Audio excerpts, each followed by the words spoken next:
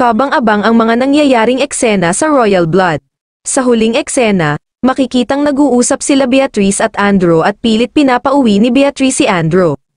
Ang dapat niyong abangan sa susunod na eksena, ang pagkakaalam ni Beatrice sa pagkuha ng video ni Andrew sa kanilang pagchuchuk-chuk. Galit na galit si Beatrice dahil dito ay kanyang nabato ang cellphone, si Andrew naman ay panay ang hingi ng tawad.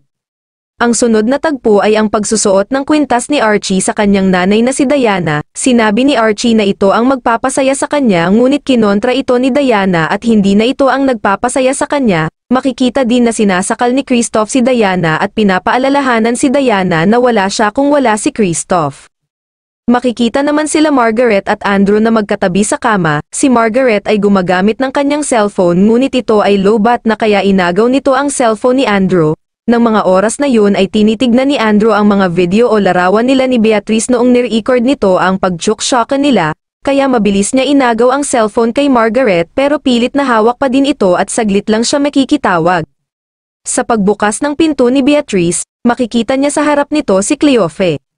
Nag-uusap naman sila Diana at Napoy, at sinabihan ni Napoy si Diana na kung kailangan nito ng kakampi ay tawagan lamang siya nito. Pero sinabi lang ni Diana na hindi siya marunong magpatalo. Maya-maya ay may narinig silang nagsasalita at dahan-dahan silang lumalapit ngunit sa pag-urong ni Diana ay natamba sila ni Napoy at unting-unti na lamang ang agwat ng kanilang mga labi.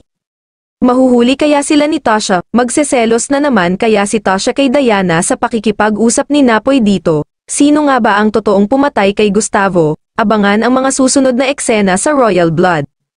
Huwag kalimutang mag-like, subscribe para updated kayo sa mga videos. Maaari ding mag-iwan ng comment tungkol sa episode na ito.